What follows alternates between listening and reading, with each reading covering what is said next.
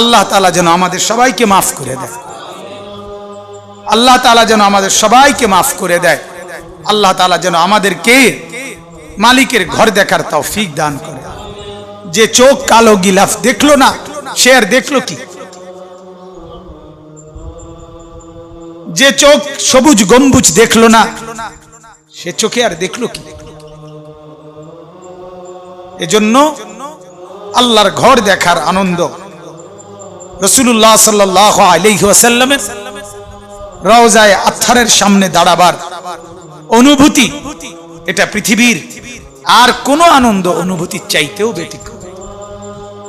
এটা কেমন আপনি গিয়ে দাঁড়াইলে বুঝবেন। যেমন কোনোভাবেই শব্দ দিয়ে, আবেগ দিয়ে, বাক্য দিয়ে বোঝানো সম্ভব না। করাচি হযরত রাহমাতুল্লাহ আলাইহি আরিফ বিল্লাহ হযরত মাওলানা শাহ হাকিম মোহাম্মদ আখতার रहमतुल्लाह अलैह बोलते कहाँ ये मेरी किस्मत के तवाफ तेरे घर का, मैं जागता हो या रब या ख्वाब देखता हो। আল্লাহর ঘরে যখন তিনি কাবা ঘরে চতুর্দিকে তাওয়াফ করতেন, তখন তিনি বলতেন, আয় আল্লাহ, এটা আমার কেমন খুশকিসমত যে আমি আপনার ঘরের তাওয়াফ করছি। মাওলা, আমি বুঝতেছি না আমি কি জেগে আছি না স্বপ্ন দেখছি। मैं जागता हो या रब या ख्वाब देखता हो, জেগে আছি না স্বপ্ন দেখতেছি। এজন্য শায়েখ দামাত বারাকাতুহুম হযরত বারবার বলছেন, শুধুমাত্র বেতাকাল্লুফ সত্য যে কথাটা আমাদের হযরত এই হযরত দামাত বারাকাতুহুর কলিজায় আল্লাহর ঘরের প্রতি এক সীমাহীন জজবা। করোনায় যখন গোটা পৃথিবী আতঙ্কিত ছিল, সারা পৃথিবীতে আল্লাহর ঘরে যাওয়া বন্ধ ছিল, তখনও তিনি 3.5 মাস পূর্ণ করোনার সময় সৌদি আরব ছিলেন। বলেন আলহামদুলিল্লাহ। বারবার বারবার আল্লাহর ঘরের তাওয়াফ করছেন। বলছেন কয় যে মাওলানা, এমনও সময় গেছে 1-2 একাকী আল্লাহর ঘরে তাওয়াফ করছে। গোটা পৃথিবী যখন অনুপস্থিত, তখনও আল্লাহর প্রিয় বান্দা আল্লাহর ঘরে উপস্থিত। বলেন আল্লাহ। আমি একবার জিজ্ঞেস করছিলাম যে হযরত, আল্লাহর ঘরে এই পর্যন্ত কয়বার গেছেন? উনি বলছেন যে মাওলানা, শ্বশুর বাড়িতে মানুষ কয়বার যায় এটা কি গুণে রাখে কেউ? শ্বশুর বাড়িতে কয়বার গেছে এটা কি গুণে রাখে কেউ? তাইলে আল্লাহর মহব্বত যার দিলে, মহব্বতের সবচেয়ে বড় নমুনা যে পাগল পারা হয়ে বেচাইন হয়ে আল্লাহর ঘরের চারিদিকে ঘোরা। কেন আল্লাহর পেয়ারা বান্দারা ঘুরে? এজন্য ঘুরে যে চারিদিকে ঘুরে যেন এটা আমার মাওলার ঘর, এ ঘরে আমার মাওলা, এই কারণে ঘুরে যেন আমার মাওলার নজর তার উপরে পড়ে। আল্লাহ তাআলা আমাদের প্রত্যেককে হজ্জে মাবরুর নসিব করেন। দুর্বল, অসহায়, পয়সা কম, এগুলো কোনো ওজর না। মহব্বত দরকার। ভালোবাসা বাড়লে তরফ আর অস্থিরতা, পেরেশানি বাড়লে ইনশাআল্লাহ আল্লাহ তাআলাই বান্দার জন্য ব্যবস্থা করে দিবেন। আমাদের দিলে মহব্বত বাড়ানো দরকার। ওই সময় যখন হযরত গেছিলেন করোনার সময়, কোনোভাবে যাওয়ার কোনো সুযোগ ছিল না, সুরত ছিল না, কিন্তু কেমনে গেছেন? আল্লাহ যেভাবে চাইছেন এভাবে গেছেন, আল্লাহ নিছেন। বলেন আলহামদুলিল্লাহ। এজন্য আজকে এই কিছুক্ষণ হয়, সকাল 9:30 বাজে আজকে হযরত সকালবেলার ফ্লাইটে নেমে বাসায় আসছেন। তা আমরা তো খবর, আমার কাছেও খবর পৌঁছাইছে যে আসবে না মহিলাদের মজলিসে, কিন্তু ওই যে ব্যথা আর অস্থিরতা শুইতে দেয় না। আল্লাহ তাআলা মুহতারাম শায়েখকেও হায়াতে তাইয়্যিবা আফিয়া দান করেন, আমাদের জন্য তার ছায়াকে দীর্ঘায়িত করেন, আমরাও যেন তার ভালোবাসা পাই, আল্লাহ যেন বরকত দান করেন। তো আমার কথা হযরত ইনশাআল্লাহ এখনই লম্বা বয়ান করবে না, যেহেতু বুঝতেই আছেন সবাই অনেক বেশি ক্লান্ত।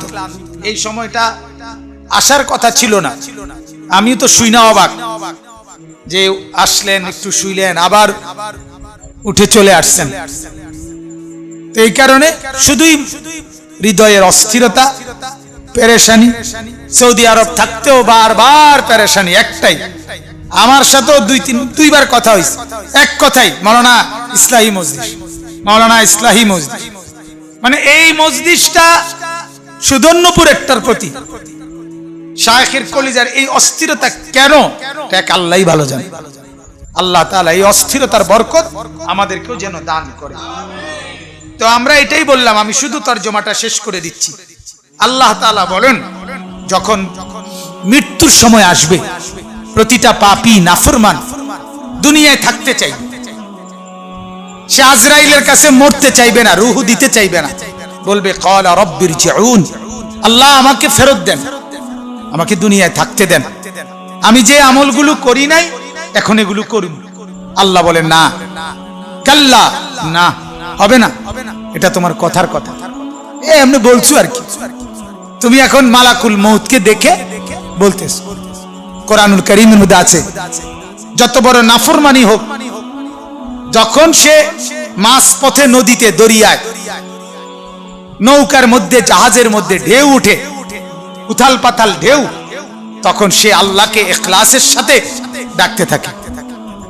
ফাইদা রাকিবু ফিল ফুলকি দাআউল্লাহ মুখলিসিনা লাহুদ্দিন, দিল দিয়া আল্লাহকে ডাকে, তখন আল্লাহ আল্লাহ শুরু করে। ফালাম্মা নাজ্জাহুম ইলাল বাররি ইদা হুম ইউশরিকুন, আবার যখন পারে বিরে যায়, বাচ্চা যায়, তো আবার সে আল্লাহ তাআলার সাথে শিরিক করে, তখন আবার আল্লাহকে ভুলে যায়। আল্লাহ তাআলা যেন বলে, তোরে আমি চিনি বান্দা, এখন যদি আজরাইলকে সরায়ে নেই, তাহলে বলবে মৃত্যুর হাত থেকে ফিরে আসছে, মৃত্যুর সাথে পাঞ্জা লড়ে এরপরে উনি বাচ্চা গেছে। মানে আপনার আলা আজরাইলের সাথে কুস্তি লইরা এবার বাচ্চা গেছে। ওটা হলো মহাপালোয়ান, মহাবীর রুস্তমের বংশধর, মৃত্যুর সাথে পাঞ্জা লড়ে। অনেক পত্রিকায় বিভিন্ন বড় ব্যক্তিত্বদের সাথে যে উনি হাসপাতালে মৃত্যুর সাথে পাঞ্জা লড়তে আছে, মানে উনি হাসপাতালে ফিডাফিডি করতে আছে, পাগল, মানে একটা বলা আর কি, বলেন নাউজুবিল্লাহ। এজন্য আল্লাহ তাআলা বলেন এমনটা আর হবে না। তুমি মালাকুল মউতকে দেখে এটা বলতেছো, পরে যদি সরায়ে ফেলি আবার সে আগের নাফরমানি করবে।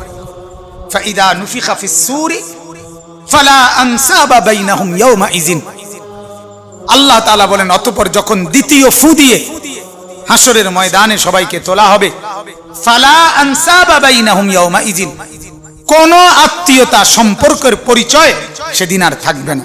মা তার সন্তানের পরিচয় দিবে না, সন্তান তার মার পরিচয় দিবে না, স্বামী স্ত্রীর পরিচয় দিবে না, স্ত্রী স্বামীর পরিচয় দিবে না। কিতাবের মধ্যে আছে মুসা নবীর মতো নবী বলবে, লা আসআলুকাল ইয়াউমা উম্মি ওয়ালা উখতি, আল্লাহ আমি মুসা আমার মাকে চাই না, আমার বাপকে চাই না, বাল আসআলুকাল ইয়াউমা নাফসি, বরং আজ হাসরের মাঠে আমি শুধু আমার ব্যাপারেই আপনার কাছে ফরিয়াদ করছি, ফরিয়াদ করছি। কিতাবে আছে ইব্রাহিম নবী চোখের সামনে দেখবে, ইসমাইলকে দেখা যায়, একবারও বলবে না আল্লাহ ওকে বাঁচান, বরং বলবে আল্লাহ আমি ইব্রাহিমকে বাঁচান। হযরতে ইয়াকুব নবী বলবে, দেখবে ইউসুফকে দেখা যায়, এটা সেই ইউসুফ জীবনে দুনিয়ার হায়াতে কানতে কানতে যেই পুত্রের জন্য চোখ সাদা বানায় ফেলছে, অন্ধ বানায় ফেলছে, হাসরের ময়দানে তাকে চোখের সামনে দেখার পরেও ইয়াকুব নবী বলবে আল্লাহ ওকে না, ওরটা ও বলুক, আমাকে বাঁচান, আমারটা আমি ভাবছি, ইয়া রাব্বি নাফসি নাফসি। অতএব আল্লাহ তাআলা বলেন হাসরের ময়দানে কেউ কারো আত্মীয়তার সম্পর্ক দিবে না, পরিচয় দিবে না। আর এটার আরেক তাফসীর হলো যেটা একটু আগে বললাম, হাসরের ময়দানে এক ফেরেশতা বলবে, কেউ যদি কারো কাছে কোনো প্রাপ্য থাকে, কিছু পাওনা থাকো নিয়ে নাও, তখন সন্তান আপন বাপের কাছে নিজের পাওনা চাইবে, বাপ তার ছেলের কাছে চাইবে, ছেলে বলবে বাপ আপনি আমার আব্বা না, বলছে না, দিয়ে দাও আমার হক। সন্তান বলবে আব্বা আমি আপনার বাপ পুত না, আপনি আমার হক দিয়ে দেন। অর্থাৎ আত্মীয়তার সম্পর্কের রিয়ায়ত করবে না। আত্মীয়তার সম্পর্কের কারণে তো মানুষ অনেক কিছু লজ্জায়, খাইলে খাইছে আর কি, নিলে নিছে আর কি, কিন্তু আল্লাহ তাআলা বলেন সেদিন হাসরের মাঠে এটা করবে।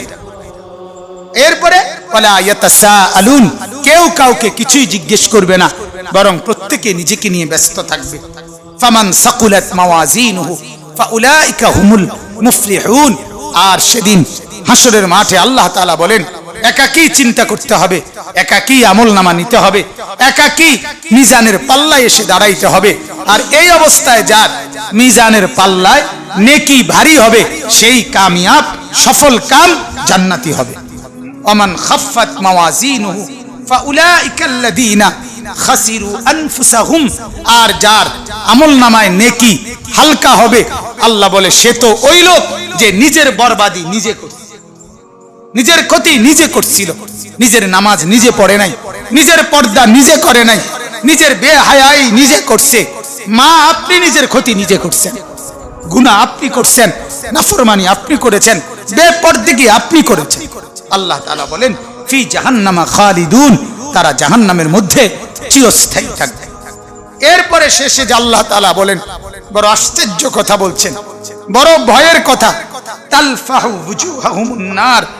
আল্লাহ তাআলা বলেন জাহান্নামে যখন ফেলা হবে, তখন তোমরা মাছ যেভাবে তেলের মধ্যে একবার এই ফিটে চাপ দিয়া বাজি করো, আবার ওই ফিটে উল্টাইয়া চাপ দিয়া যেভাবে ভাজি বানাও, তো আল্লাহ তাআলা বলেন জাহান্নামীর এক গাল আগুনের মধ্যে একবার চাপ দিবে, আরেকবার আরেক গাল চাপ দিবে, তালফাহু বুজুহাহুমুন নার, জাহান্নামের আগুনের চেহারা উলটপালট করা হবে।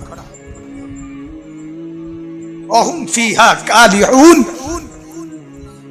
আর বড় ভীষণ বিভৎস চেহারার আকৃতি হবে। আল্লাহ আমাকে মাফ করে দেন, আল্লাহ তাআলা আমাদের সবাইকে মাফ করে দেন। আলাম তাকুন আয়াতি তুতলা আলাইকুম ফাকুনতুম বিহা তুকাদ্দিবুন। আল্লাহ তাআলা বলবেন, এই নাফরমান, আমার কোরআন, আমার আয়াত, এটা কি তোমার কাছে পড়া হয় নাই, বলা হয় নাই? কিন্তু তুমি তো এগুলো মিথ্যে মনে করছিলে, তুমি তো এগুলো মিথ্যে মনে করছিলে। অতএব ক্বালু রব্বানা গালাবাত আলাইনা শিকওয়াতুনা ওয়া কুননা কওমান দাল্লিন। প্রচন্ড আগুনে পুড়ে আর চেহারাটা যখন উলট পালট হয়ে বিভৎস আকৃতি হবে, তখন জাহান্নামী বলবে, আল্লাহ আমার নসিব বড় মন্দ, আমি পথভ্রষ্ট গোমরাহ এক সম্প্রদায়ের সাথে ছিলাম, আমি কোনোদিন ভালো মানুষের ছোঁয়া পাই নাই, আমি কোনোদিন নেক মানুষের সোহবত পাই নাই, যার ফলে মন্দ লোকের সাহচর্য আমাকে আজ এই পরিণতি করেছে। এজন্য এটা জরুরি, নেক মানুষের সোহবত, আল্লাহওয়ালার সোহবত, হক্কানি রব্বানির সোহবত। এজন্য যে যখন দিলের মধ্যে গুনার তাকাজা অনুভব করবেন, গুনাহ হচ্ছে, আমল ছুটে যাচ্ছে, সাথে সাথে আল্লাহওয়ালার কাছে, শায়েখের কাছে আসবেন, কিছুক্ষণ বসে থাইকা চেহারার দিকে কিছুক্ষণ তাকাইয়া দুই চারটা নসিহত শুইনা চলে যাবেন, ইনশাআল্লাহ আবার আল্লাহ তাআলা ঈমান এবং আমলের জজবা দান করবেন। সর্বশেষ আয়াত আল্লাহ তাআলা বলেন, রব্বানা আখরিজনা মিনহা ফাইন উদনা ফাইন্না যালিমুন। নাফরমান জাহান্নামী পেরেশান হইয়া আগুনের বিভৎসতায় অস্থির হয়ে সর্বশেষ জাহান্নামী বলবে, আল্লাহ আমার এখান থেকে বাহির করেন, আমি আর পারতেছি না। ফাইন উদনা, আমি যদি আবার নাফরমানি করি, ফাইন্না যালিমুন, তাহলে আমি সত্যি সত্যি বড় পাপী, আমি আর করতাম না, আমারে ছেড়ে দেন, আমারে মাফ করে দেন, আমারে আগুন থেকে বাঁচায় দেন।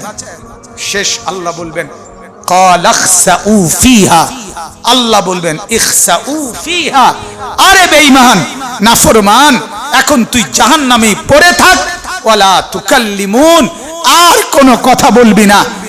তাফসীরে স্পষ্ট আছে, হযরতে হাসান বসরি বলেন, এই কথা যখন আল্লাহ বলে ফেলবে আর কথা বলবি না, তখন কোন নাফরমান জাহান্নামী আর মুখ দিয়ে কোন শব্দ বের করতে পারবে না, বরং কুকুরের মতো ঘেউ ঘেউ করবে, মুখে আওয়াজ করবে, কিন্তু শব্দ আর বের হবে না।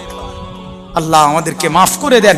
অতএব মারা, বোনেরা, বাবারা, ভাইরা, সবাই মিলে আমি আপনারা, আল্লাহ তাআলা আমাদের সবাইকে নেক আমল করার তৌফিক দান করেন, গুনাহ ছেড়ে দেওয়ার তৌফিক দান করেন, এক আমলের জিন্দেগি, এক জিকিরওয়ালা জিন্দেগি, এক মহব্বতওয়ালা জিন্দেগি আল্লাহ তাআলা আমাদেরকে দান করেন।